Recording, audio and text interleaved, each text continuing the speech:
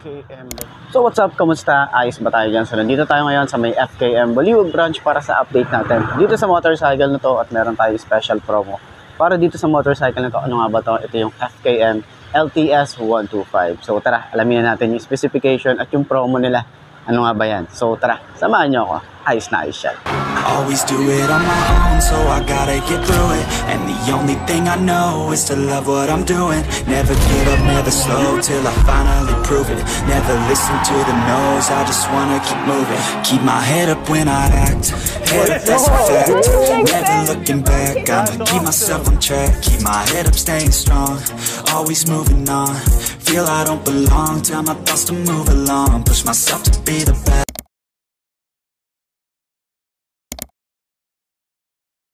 So yun na nga, sa mga naghahanap ng update para sa FKM LTS 125. Ito, share natin sa mga naghahanap na ito.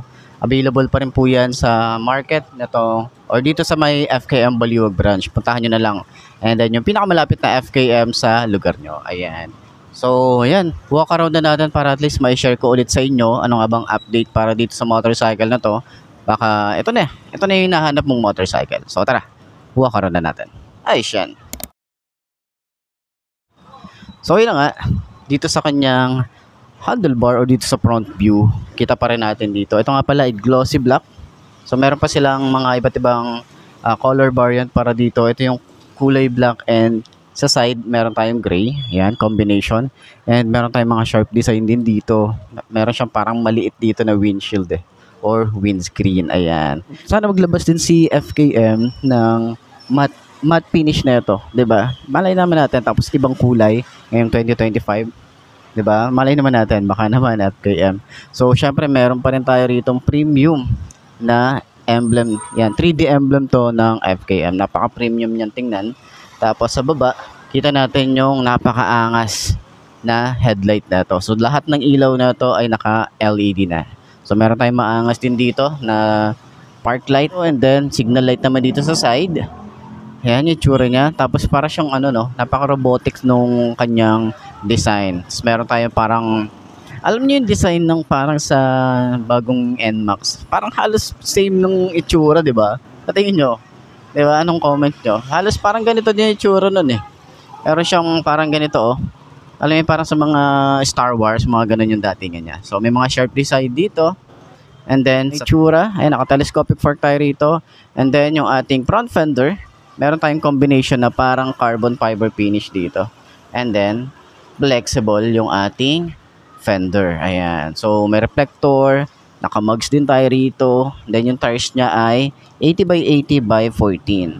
Ayan. So, naka-single disc brake. Naka-dual pad caliper tayo dito. Ayan. So, ang brand nito ay Yuanqing yung kanyang tires. Medyo manipis lang, pero nung nilong ride natin to, halos walang nangyari sa natin. O, okay, makapit din yung gulong niya. So, syempre, ingat pa rin tayo rito. Huwag tayo masyadong bumangking para at least safe tayo. Ayan. So, dito sa side, yung kanyang LTS, meron lang tayo ritong decals. Napaka-minimalist lang. Meron din decals dito na LTS 125. Ito ay combination ng red, gray, and white. Ayan. So, gulay board. So, syempre, dito pa rin yung ating battery. Yung iba, yung gusto daw nila nasa compartment para at least pag mga ganitong umuulan or bumabaha, hindi daw mababasa. Pero yan, safe naman yan. And then, kagandahan, hindi rin siya madulas. Kasi meron siya mga parang maliliit na, alam mo yung patulis, meron siya mga ganyan design. Kaya kahit maglagay tayo dyan or yung sapatos natin, hindi tayo madudulas basta-basta. Yan. So, sa kanyang handlebar, meron tayong upright position. So, last time na long ride tayo na ito is talagang okay yung ating position. Medyo sumakit lang yung puwet ko kasi nga sobrang layo nung niloop namin, yung Bataan loop, tas dire-diretso pa siya. So siguro ihi lang yung pahinga and then gas. Okay? Sa tipid naman, sa mga nagtatanong kung sa tipid, sobrang tipid din ng isang to. Yan, rin tayo rito, digital. Okay, meron tayong select and set. Tapos dito naman yung kanya signal light, engine check pag naka high beam. And then mga switches natin dito sumasabay pagdating sa quality. Ayan, maganda rin yung kulay red neto. Tapos red din dito. Hindi nila iniba. So, yan, meron tayo rito hazard switch, electric starter. So ito ay naka-automatic on na yung kanyang ilaw kapag nag-engine start tayo. Ayan. So meron tayo ritong high and low. Wala lang tayo ritong flasher. Pero ayan, meron tayo ritong signal light and then off, busina, and then sa grip, makapit yung grip nito, tas mataba. And then yung throttle niya, sobrang babaw ng throttle nito. So pwede rin tayo maglagay dito ng bar and side mirror or siguro mga accessories para dito sa bar end. And yung ating lever, makapal yan. Ayan o. Tapos smooth naman. Then dito rin sa side, smooth din yan. So, yung grip niya, halos same lang din. Lagayan ng ating side mirror. Ayan. Ignition, napakasimple lang pero meron tong shutter lock. Meron tayo pocket. Ayan. Then meron din tayo rito. Tapos, asan ba yung USB charging nito? Wala siyang USB charging port nga pala. Yan pala yung wala. Okay. So, sana dito mga update or upgrade is maglagay sila rito ng USB charging port. Meron tayong utility hook. And then yung design naman tayo rito parang siyang carbon fiber finish. And then sa upuan, ganun din. Mukha siyang carbon fiber finish. Ayan. Para siyang carbon fiber finish yung datingan niya. Sa lambot naman, saktuhan yung lambot na ito. Kaya sa long ride, okay siya. Good siya. Hindi ka agad masasakit yung puwet. Pero sa case ko kasi, halos ilang oras na tayong bumabiyahe. Hindi naman tayo pinahiya na ito. Ilang oras tayong bumabiyahe, sumasakit na yung puwet ko talaga. Okay, yung puwet ko yung may problema, hindi yung upuan. Okay, hanggang dito sa OBR is makapal yung foam. Pero dito sa dulo, wala na. Okay, so compartment, meron tayong helmet hook. Compartment natin, ayan, nandito yung side mirror, yung battery, basic tools. Pero kahit pa paano, meron tayong mapaglalagyan ng mga gamit. Tapos, malinis yung ating gas tank. Hindi siya basta-basta magagasgasan kasi meron siyang goma na ganyan. Okay? Tapos, yung ating grab bar, may pa-Batman style din. Yung kanyang itsura. Ayan. So, foot pegs, ganyan ang itsura niya. And then, ito ay naka-air-cooled pa rin naman. And, malay naman natin, di ba? Sumabay din sa FKM sa mga naka-liquid-cooled na 125cc, tapos gawin nilang 4 bulbs or 2 bulbs, sasabayan, 'di ba? So sa tambucho, meron tayong maangas, tapos naka dual exit naman tayo rito. Ang ganda rin ng kanyang cover para dito. Ayan, tapos meron tayong glossy and then parang carbon fiber finish dito. So naka drum brake tayo rito, naka mugs, at yung kanyang size dito ay 170 by 14. And sa taillight, napakaangas din ng taillight nito. Gusto ko yung itsura. And then, LED naman yan. Ito, park light to. Ito naman is yung kanya signal light. Meron din siyang park light. And then, may chrome sa loob. Okay, may plate light din tayo rito. Maganda rin yung kanyang fender. May reflector, lagayan ng plate. And, naka single shock tayo rito. Adjustable na merong baso. Ayos, diba?